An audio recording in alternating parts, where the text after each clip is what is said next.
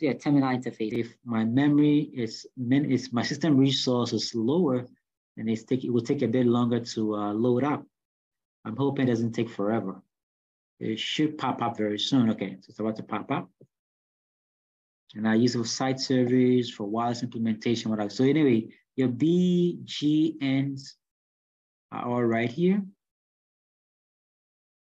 So your BGNs, see your this A is the older, A and B are the older versions. They carry, A was supposed to be 54 megahertz, B is 5.5 to 11 megabytes per second in terms of bandwidth. And then in 2002, they came up with the G to basically address extended versions of the B, which was pushing up to 54 and up transmission, okay? And then the N was, for present, and then future was the N and AX. And those ones were pushing pretty high, the hundreds of megs, okay? So like I said, some of these are the physical layout elements of the APs, and they are all indicated over here within the AP, within the 8 access points design. Let me go back to ECAR.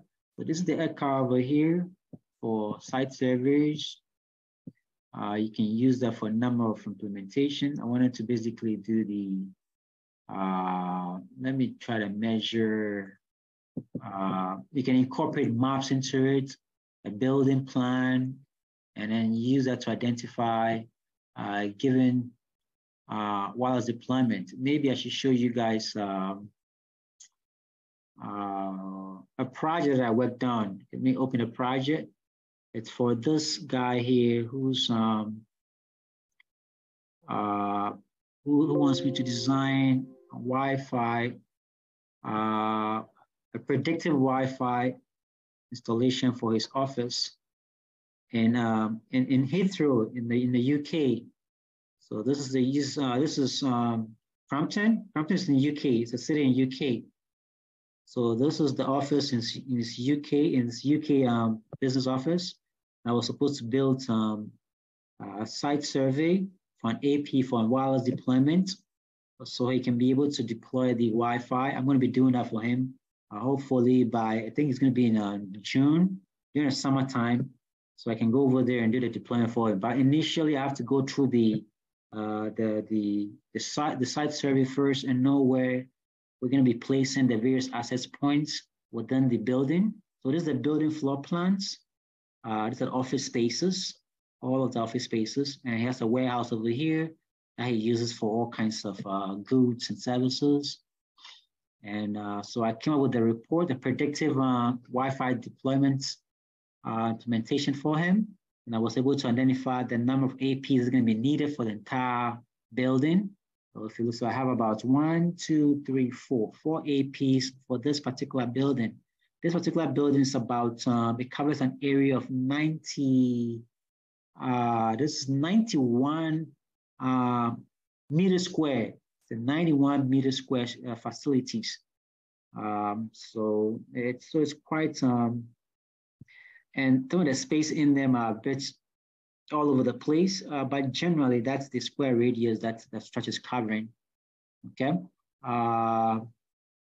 No, sorry, this one goes, sorry, 749 meters square is the structure itself, the entire structure, the size of it, which is around 6,000 square feet in area. So it's a pretty sizable business office, for addressing. It's about the size of most of the Melcom buildings, and maybe a bit bigger. Yes, because most of the Melcom buildings are within the same radius, the same area or size, whatever. With the exception of the mega ones, the big one, the standard one that they have, but most of the basic ones that they have across town are within the same square meter. Okay, but the big ones that they have these days are much bigger than this. Obviously, those occupy close to 11,000 square meters, as compared to the smaller branches that are within the 6,000 and 8,000 square meters. Okay, so anyway, this one is 6,000 square meters, so that's pretty reasonable. And I was able to set that for him. And then this is for the report purposes. I have this, and I charge for the report based on the size of the structure. Okay, and this is around $400 for this whole documentation and implementation. So that's a lot of money. $400 a lot of money, okay, for this deployment or report. And then once I go to deploy it on at its office in the UK, that will be a different package altogether. Okay, I've gotten the first part of the contract, and I just got to get the actual implementation aspect of it, and hopefully I'll fly to the UK to do the deployment over there. Anyway, that's the idea over here. But anyway, so this is the a bit of a deployment layout for Surf for a Wi-Fi deployment, and it tells you a number of information. If you put a cursor on some of these things, you should be able to see the various frequency bands that are being used, the areas and whatever. So there are two more. There is the other one over here. Actually, there's supposed to be three offices. This is the second office. So this is actually a warehouse. The same Crumpton building on the other side of the office. So this one here. So there's B46 and B46 and B. Anyways, so this is the warehouse itself, and then the office one, and then the third one is where is the third one? I think this one has got all of them involved in the design. Okay, so you got the various, so this is the office. And then this is the warehouse. And then we have a different location, the Heathrow one. This is for another warehouse as well. So three different places that I need to go and deploy the Wi-Fi designs over there. Okay. So this gives you a good overview of how you want to structure your network. So you can see the various, I'm using the Meraki access points for this deployment because it's purely enterprise grade. So I'm using the Cisco Merakis. What I'm showing you guys today is the Ubiquiti APs. For this particular project, I'm using the Cisco Meraki because it's purely enterprise grade. Okay, so it tells you the various channels I'm going to be deploying, their signal strength and power that's going to be attached to those APs for deployment. A lot of information I'm going to be needing to configure. So if I were to basically have the Meraki in front of me, when I go into the interfaces, like what we're doing over here, then I can be able to do the configurations using this information, using all this documentation that I got. All right. So this information that you're seeing, like for these,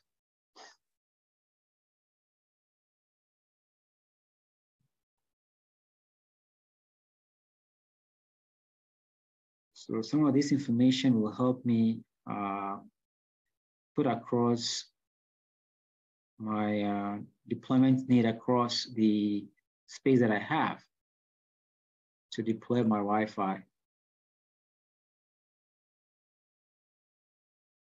So anyway, a number of information going on over here that you can use. The green's heat map just indicates that I have good coverage in pretty much the entire building. So if all the green space means good coverage, means the three APs that I position in the structure is able to cover the need within the warehouse. For the office itself, see everything is green in here. So obviously good coverage as well. And then for the Heathrow part, the same too, I got pretty good coverage as well. When it goes to yellow and then red, it means you don't have coverage. So you want to deploy some of these things to give you good coverage. Okay, so that's what you got over here. So as I was saying, some of those information are able to help me get a pretty good information on how I need to deploy my I need to deploy my my AP. So this information over here that you see, this information here, is what I'm gonna be using in this over here in the device, in device configuration. So I can get that all green coverage that I need for everybody to be able to use their device and be able to browse and access connectivity without any issues. Okay. So, so that's how you see. So that what I was trying to get you guys to view, which is the air view, is what I just showed you in the Ekaha. So the air views are the heat maps. Okay. Are we good? So some of the cool stuff, like I said, some of you guys are going to be handling someday when you start your first jobs or whatever, you know. And then entire design is based on the Cisco design guidelines. Okay, so you have to use enterprise grade, professional grade, so you can be able to help the customer address their transmission need, their wireless transmission needs efficiently. Okay. And what else did you got? Systems, it uses the various firmwares. You can upgrade the firmware, do a number of other settings over here. Username, so this is where you change the default username at. So currently I'm using the default one, that's UBNT. If you want to change it to maybe something else, I'm going to use call me as the username now, and change the password. I'm going to use the same password or whatever. So now when I click on different password, let me use a different password now. I'm going to use maybe, I'm not going to tell you what it is. So current password is UBNT. The new password is, I'm not going to tell you. I'm not going to tell you. And then I'll save it. So once you're done, you save changes. Okay. You just save changes. Now when I log out, apply, log out, and I'm logging back in to secure for a secure transmission, I'd have to use a new login now, which is call me, and then the password I can't tell you. And now I get in again. See that? I'm going to log in. Are we good? So you have a number of cool stuff going on. And now besides all of those, you can see the monitoring aspect of it. So it tells me how much signal has been transmitted, how much data has been transmitted and received as well. So red for transmission, blue for receiving. Currently it's only kilobits per second because we are not really on the internet. We're just a pure LAN settings with no external connectivity, so you're not going to see much. But it's a bit of transmission going back and forth from this interaction. So there's a throughput for it. So the throughput, which you see in your slides, throughput for the throughputs, the 54 megabits for the specific band, either A, 802.11a or B. This bandwidth are the throughput that you see over here. Those are the throughputs. I'm indicating the throughputs. The AP information itself, that's it over there. The various interfaces that it houses, the various interfaces, bridge mode, LAN 1, LAN 2, and a wireless LANs. And it tells you it's transmission units. And then what's the other one? So we have the ARP table telling you how much, the number of devices that are interacting with the device. Currently, there's nobody here besides my device. So obviously it's my device. See that? My laptop, which is the 192.168.10 is showing up over here because that's the only device that's currently connected to the access point. So the ARP table will display that information. It tells me the IP address and then my laptop's MAC address as well. So if you can go to this, you can match it up. So get MAC, you notice that it's CD match. So what's the MAC address? D9, right? See D9? See my D9, that's it over here. See that? That's my D9 over here with a TCP IP connection. So I see 4848 BA E 4E62 FE D9. They're all showing up over here. So it's recording. So basically any device that connects, it has an ARP information or what you call address resolution protocol information within a device. It's capturing information to know which devices are currently connected to the device. If it were to be bridged through a point-to-point connection, okay, so a typical example will be the connection between GTUC Tesla now and GTUC Abekan. They're using a bridge.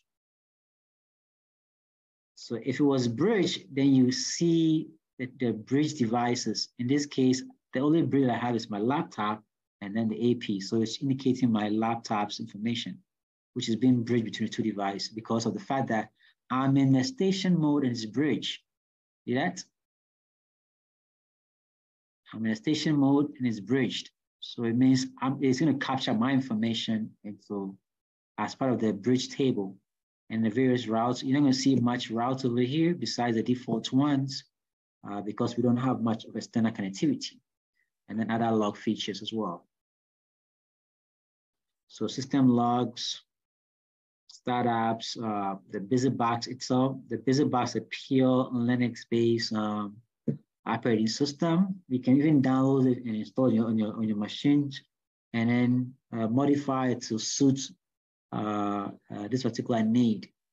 So it tells you a lot of information, starting checkpoints, password authentication, reloadings, and all this information tells you that's Linux-based. Binding of interfaces, process ID. If you were taking a distributed system from the computer science guys, they will go through some of this information as well, where you know what a PID is. Processor ID, you see all this information. And what have you, all kinds of stuff. But generally, you get an overview of how some of these things are set up. And then once you set up your systems and they conform to your design needs, you save them, you back them up, and you deploy them. And then they're good to go. You start asking your clients to basically connect their cell phones, your tablets, or their laptops to the device to be able to establish connectivity back and forth for their devices and what have you. Okay. I like the fact it tells you this the CPU operation percentage currently, so 6%. There's not much operation going on, so it's only 6%. Memory use is 65%, so that's pretty high, which means that we have a number of processes are ongoing and using up the various system memories of the AP itself. Okay. So a number of those things are all laid out within this particular implementation. So your mark frames and their details from the controllers, the duration of the connectivity, addresses that are assigned to them, sequence control, the frame body itself. The control frames handles the request to send, clear to send, acknowledgement, etc.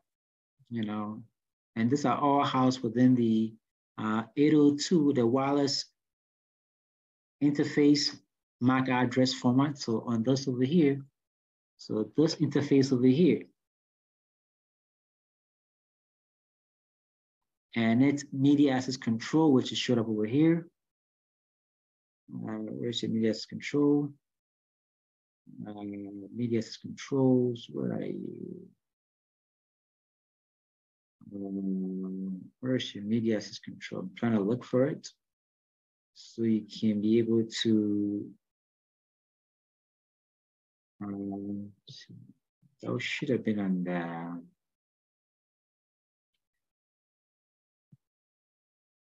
media access control. Okay, maybe I need to go into advanced mode to see it. That means I need to disconnect and change to admin roots a user to get access to this information. But anyways, this information that you see over here, this information over here are all housed within the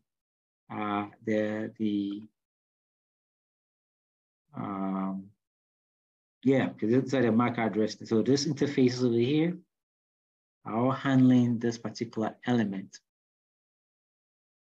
So you have your addresses that, I think there are 4 address spaces. They all handle, this is for the sender, I don't know, the sender's address, receiver's address, the sender's MAC address, and the receiver's MAC address are all captured within the frame format for a particular message being transmitted wirelessly using the IEEE 802.11, and then other elements that goes with it. So what else you got over here? If I can showcase on the, I've already talked about the clear to send and request to send, centralized process. Collision challenges are all revolving around 2 devices broadcasting at the same frequency rate, or sorry, the same transmission rate in terms of channels and bandwidth, as well as a broadcast range. If they were to be transmitting at the same transmission rate using the same channel, then you'd have collisions. In this case, you have AP1, or it could be a device within this particular broadcast range, another AP with a user within this broadcast range. And once their signals intersect and there's not a clear to send information sent across, then information sent by A to maybe C can be colluded when C also send information to A without receiving that clear to send or that acknowledgement information from this A before the information was transmitted. Then you have collisions. So in general terms, when A transmits information without getting the, where are you? No, systems. Systems. Without getting information, where is it? Systems. Where is the click to send advance? There we go. Without going through the request to send, and it's not being acknowledged by this particular device and also transmit, then you have a collision between those transmissions. So in a sense, you can say that A and B technically can hear each other. Usually when B and C can hear each other, they're able to transmit information that have gotten a clear to send signal. But in a situation where A is sending data to B and C cannot send that information, cannot get that clear to send information, then when they do, when C eventually sends information, it results in a collision time where information basically gets crashed and then they never get received at either end of the transmission. So in that situation, you're going to have a collision in transmission. And that happens a lot when designers or implementers of wireless LANs do not do a thorough examination or survey using some of these devices, some of these applications to get the right optimal frequency channels that are going to be requested or required for the implementation. So this, in this situation, is a predictive mapping. It gives me its own signals, channels to be using for the transmission. Now, if I were to actually go to the UK site to deploy it, and I do another more or less a reactive survey or passive survey, and identify that some of these channels are being occupied. Some of these channels are being occupied by nearby buildings or other structures or businesses within the area. Then I have to come and readjust this channels, or I'll just ask the system to do it automatically for me and pick up the optimal channels that are not being used by any other the APs within the environment, within that particular location. So I don't create interference, so I don't end up having this collision problem that you'd have, this collision challenge that you'd have. So in a sense, planning really helps you avoid some of these collision challenges that happens within wireless deployment. So you have to do a thorough survey to be able to determine the most optimal channels and broadcast ranges that you need for a given implementation. So at least you don't end up creating problems for your network deployment. Okay.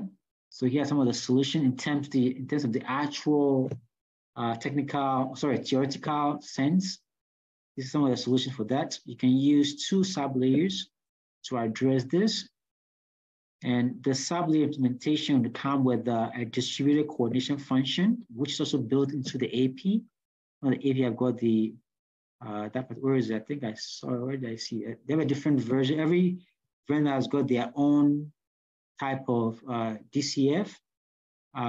These guys are using, if I'm not mistaken, they're using the, where is it? Let me see if I can find it over here.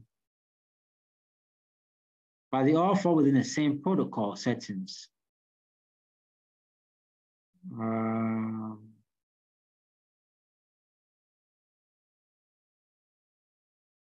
I'm trying to look for that particular solution, which relates to the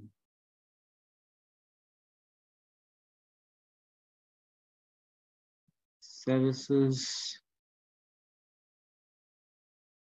Where are you?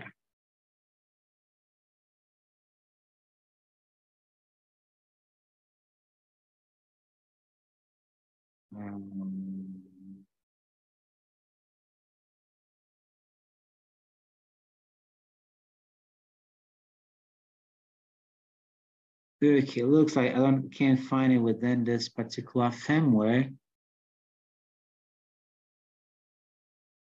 Okay, so it's not within this firmware where I thought I could see it because other firmwares would have that information, would have this information, would have the DCF to tell you how the sublayers, the lower sublayers are basically being used to address an algorithm, by the way, which the MAC address uses to address collision challenges.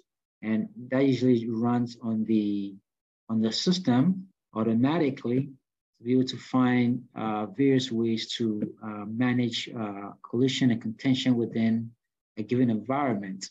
And ECHA has got a pretty good way of doing that. Like I say, if I were to take this back to the location itself and I run a new survey, it would actually tell me the contentions, and that would help me adjust some of these channels that I have, or automatically it would do it for me. Okay. Now for the higher sublayers, you do have the PCF, which also uses a centralized algorithm, usually managed by a centralized device.